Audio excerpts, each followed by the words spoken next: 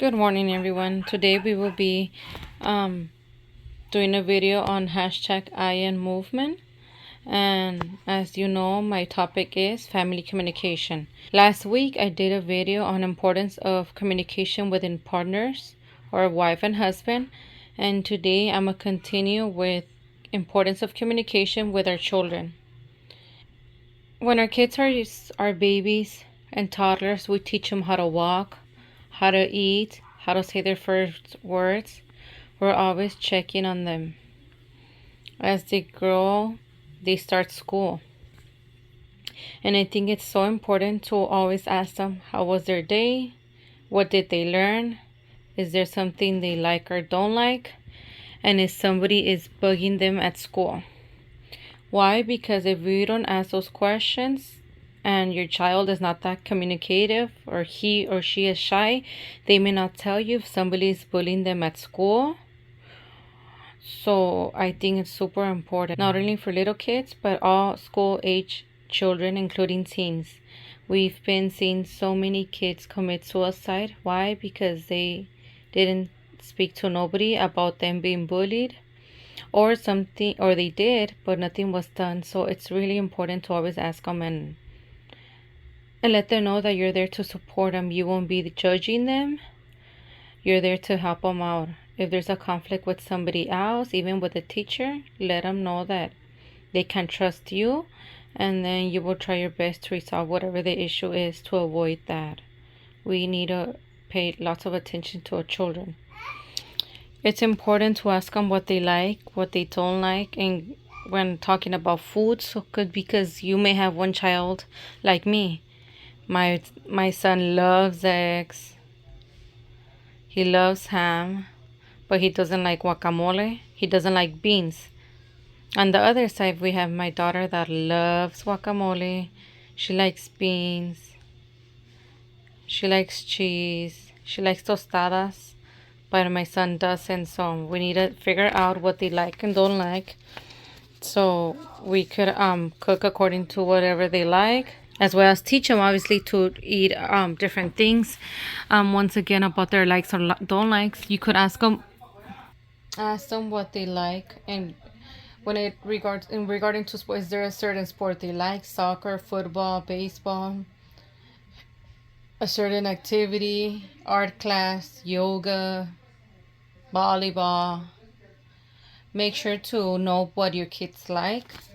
Each child is different. They all have their own personality, and it's up to you to communicate with them what are your expectations at home and at school from them.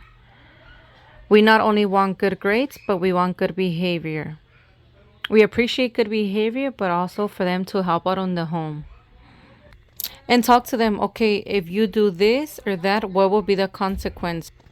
For small kids, will they be put on timeout? Will they not go out play with their friends? For teens, they will not be able to have their cell phone for a whole week. You will take their rights away to use their tablet or TV. It's all based on age groups. Sometimes manners have been lost because they're not being taught to younger generations. You just see them walk. They don't even say excuse me.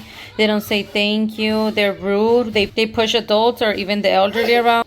So I don't know what you think about this topic. Let me know what you think down below. Do you think younger generations still respect their elders? Yes or no? And if it's because they're not being taught or because they just don't care now? It's important to let our kids know, no matter what age they are, small or teenagers, let them know how much we love them, how much they mean to us. Give them a big hug. Tell them that they can always trust you in anything. And really important, teach them since they're small that nobody, not even a family member, should ever touch them in a bad way. By that, we're talking about physical, sexual abuse, which it happens. And unfortunately, many of the times it's not a stranger, it's a close family member, a close friend who you would think never would have done that. So it's important to teach our kids to never let nobody touch them. And if they do, to have the confidence to go up to you and let you know what happened.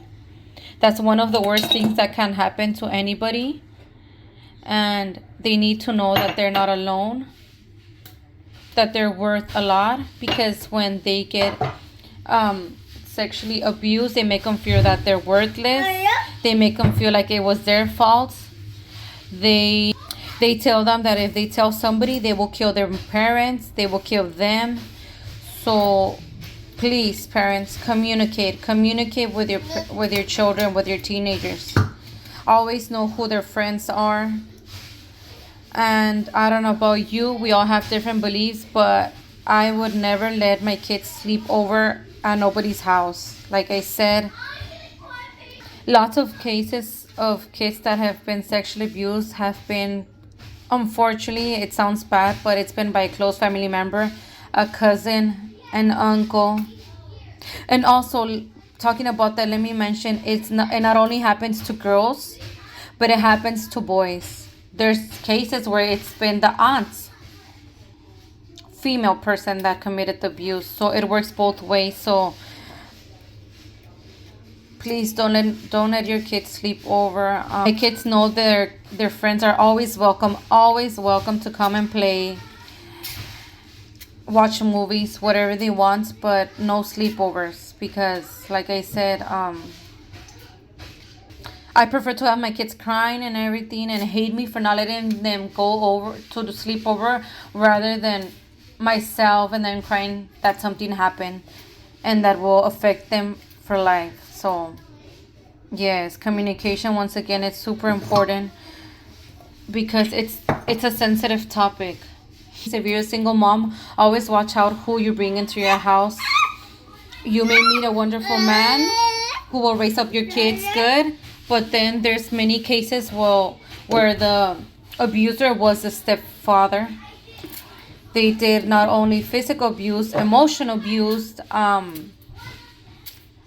So please put your kids first. Don't let nobody be more important than your kids. This leads to communication, being involved and seeing what pages do they have on in social media.